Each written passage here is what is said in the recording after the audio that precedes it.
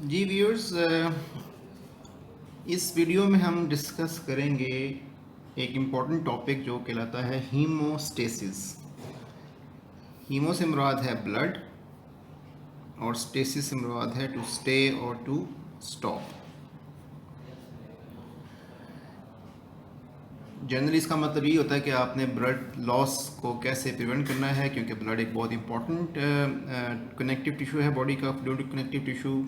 इसके लॉस को body afford नहीं कर सकती, इसलिए फौरी तौर पे जब कभी भी कोई वेसल डैमेज होती है तो वहाँ पे ब्लड को स्टॉप करने के, उसकी लीकेज को प्रिवेंट करने के मैकेनिज़म्स इनिशिएट हो जाते हैं।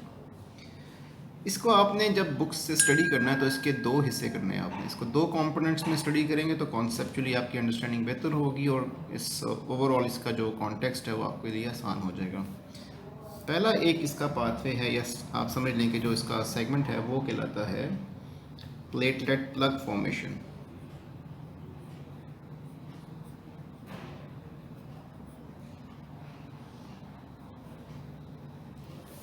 और दूसरा प्रोसेस कहलाता है कोएगुलेशन या clotting of blood clot formation. अच्छा, ये दोनों चीज़ें साइड बाय साइड चलती हैं, साथ साथ चल रही होती हैं, लेकिन थोड़ी सी इसमें अंडरस्टैंडिंग क्लैरिटी ज़रूरी है कि आपको ये जो मैं इसकी समझाना चाह रहा हूँ कि इनको हम सेपरेटली स्टडी करते हैं, क्योंकि ये दो डिफरेंट इवेंट्स ऑल्दो चल इकट्ठे रहे होते हैं, लेकिन इनके दो डिफरेंट इवेंट्स या इन्वॉल्व होते हैं एरियाज़। जब हम बात करते हैं प्लेटलेट प्लग फॉर्मेशन की, तो क्या होता है कि आपके जो ब्लड वेसल्स हैं उनके अंदर नॉर्मली जब ब्लड सर्कुलेट कर रहा होता है तो प्लेटलेट्स भी साथ साथ सर्कुलेट कर रहे होते हैं, लेकिन ये प्लेटलेट्स नॉर्मली ब्लड वेसल की लाइनिंग के पास नहीं आते, ये in the middle of the blood flow या स्ट्रीम चल रहे होते हैं, बिकॉज बहुत सारे ऐसे फैक्टर्स होते हैं जो कि प्लेटलेट को ब्लड वेसल्स की लाइनिंग के पास आने से रोक रहे होते हैं। और प्लेटलेट्स जो हैं ये आम हालत में जब आपका ब्लड सर्कुलेशन में होता है, फ्लो कर रहा होता है, तो ये ब्लड को क्लॉट करने में इन्वॉल्व नहीं होते। क्यों? क्योंकि ये हम कहते हैं कि they are in the inactive state. Platelets are not activated, they are just fragments of cell. ये सेल के फ्रेगमेंट्स हैं, लेकिन ये सर्कुलेशन में साथ चल रहे हैं। इनका बहुत सारा हिस्सा जो है वो स्प्लीन में जो है वो स्टोर हुआ होता है, और ज़रूरत पड़ने पे फौरी तौर पे प्लेटलेट्स मज़ीद ब्लड के अंदर आ सकते हैं अगर उनकी फौरी तौर पे ज़रूरत पड़े, वरना अल्टीमेटली ये जिस तरह बाकी सेल्स जो हैं ब्लड के वो बोन मैरो में फॉर्म होते हैं, इस तरह ये भी मेगा कैरियोसाइट एक सेल है जो कि बोन मैरो में होता है, वहाँ से इसके फ्रेगमेंट्स आ रहे होते हैं। बहरहाल जब कभी भी वेसल में कोई डैमेज आता है,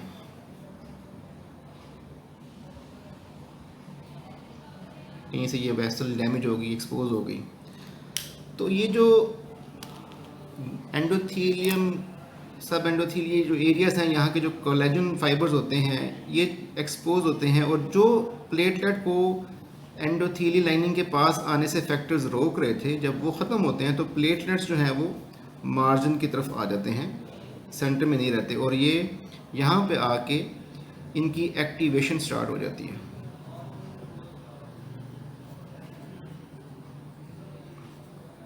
और एक्टिवेशन में जो प्लेटलेट्स होते हैं वो ज़रा राउंड शेप से स्पाइकी शेप इनकी बन जाती है, बहुत ज़्यादा ये इसमें स्पाइक्स आ जाते हैं, बहुत ज़्यादा इसमें जो है वो रफनेस आ जाती है, जिसकी वजह से प्लेटलेट्स यहाँ पे आके स्टक होना शुरू हो जाते हैं इस एरिया ऑफ डैमेज पे।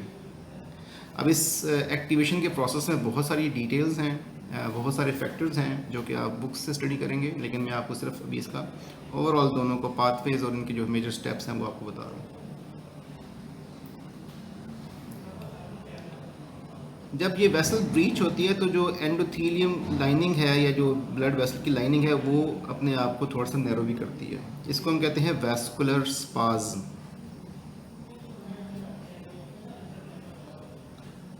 फिर यहाँ पे प्लेटलेट की जो है वो प्लग फॉर्मेशन स्टार्ट हो जाती है। बहुत सारे प्लेटलेट्स जब यहाँ पे आके एग्रीगेट करना शुरू कर देते हैं तो एक दूसरे को ये स्टिमुलेट करते हैं एक्टिवेट करने में और इनवाइट करने में। सो ये ऐसे कुछ केमिकल्स रिलीज़ करना शुरू कर देते हैं जिससे बाकी प्लेटलेट्स जो सर्कुलेशन में होते हैं ना, वो भी इस साइट पे या इस एरिया पे अट्रैक्ट होते हैं।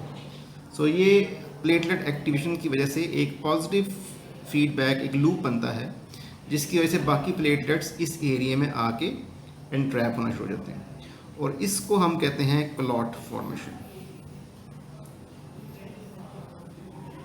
प्लेटलेट प्लग भी कहते हैं और क्लॉट भी कहते हैं। क्लॉट का फर्दर हम यहाँ से दूसरे पाथवे से डिस्कस करते हैं, लेकिन अल्टीमेटली ये यहाँ पे भी बन जाता है।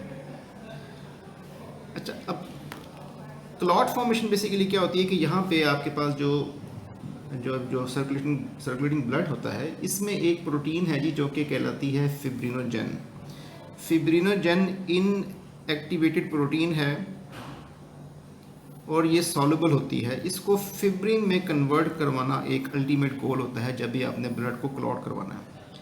तो आप यहाँ पे ब्लड को क्लॉट थिक जेली लाइक करके प्लेटलेट प्लग को मज़ीद स्टेबल करते हैं, तो ये एक कम्प्लीटली जो हीमोस्टेसिस या जो ब्लड लॉस है वो प्रिवेंट हो जाता है।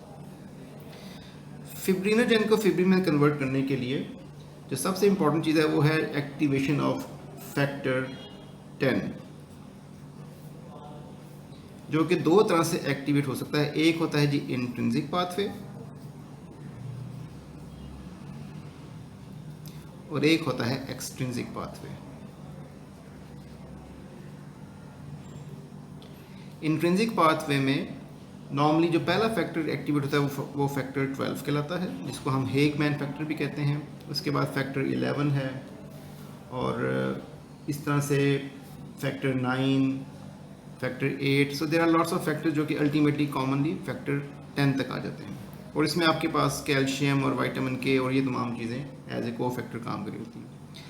How the extrinsic pathway is different from intrinsic. Extrinsic pathway में एक प्रोटीन इन्वॉल्व होती है, इसको कहते हैं टिश्यू थ्रोम्बोप्लास्टिन।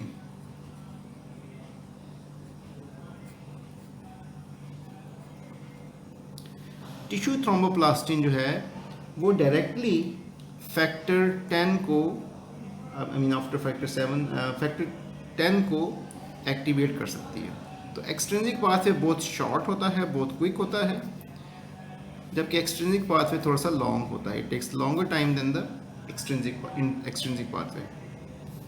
जब ये फैक्टर 10 एक्टिवेट हो जाता है तो फैक्टर 10 जो है ये बेसिकली एक्टिवेट होने के बाद जिस प्रोटीन को एक्टिवेट करता है वो होती है जी थ्रोम्बिन। सो प्रोथ्रोम्बिन से थ्रोम्बिन बन जाती है, और जब भी थ्रोम्बिन बनती है तो थ्रोम्बिन जो है वो फिब्रिनोजेन से फिब्रिन को एक्टिवेट करवा देगी। अब फिब्रिन जो है ये एक insoluble strands thread like protein हो जाती है, जो कि प्लेटलेट प्लग जो यहाँ पे आपने पहले पढ़ा, इसके ऊपर आके इसके स्ट्रैंड्स आके लगना शुरू हो जाते हैं, और ये प्रॉपरली इसको अच्छी तरह से सील करना शुरू कर देते हैं। फिर फर्दर डिटेल्स हैं कि किस तरह से ये प्लेटलेट प्लग जो है वो रिट्रैक्ट करता है और कैसे ये अल्टीमेटली यहाँ से रिमूव होता है, ये हम फर्दर नेक्स्ट वीडियो में डिस्कस करेंगे। लेकिन फ़िलहाल आपके लिए इतना ही है कि ये हीमोस्टेसिस या जो ब्लड लॉस को प्रिवेंट करने का जो प्रोसेस है उसमें प्लग फॉर्मेशन यानी कि क्लॉट प्लेटलेट्स का एग्रीगेट होना, उस एरिया को सील करना, प्लस कोएगुलेशन यानी कि ब्लड का इस विसिनिटी में थिक जेली लाइक होके फिब्रिन स्ट्रैंड्स बना के इस प्लेटलेट प्लग को स्टेबलाइज करना और मज़ीद स्ट्रेंथन करना। ये दो चीज़ें जो हैं ये अल्टीमेटली आपके हीमोस्टेसिस को अकॉम्प्लिश करती हैं। मे बी हम नेक्स्ट वीडियो में इसके जो डिफरेंट डिसऑर्डर्स हैं उसको भी डिस्कस करें कि कैसे जो आपके क्लॉटिंग डिसऑर्डर्स होते हैं, ब्लड क्यों नहीं क्लॉट करता, वो इंशाल्लाह नेक्स्ट वीडियो में डिस्कस करेंगे। अल्लाह हाफिज़।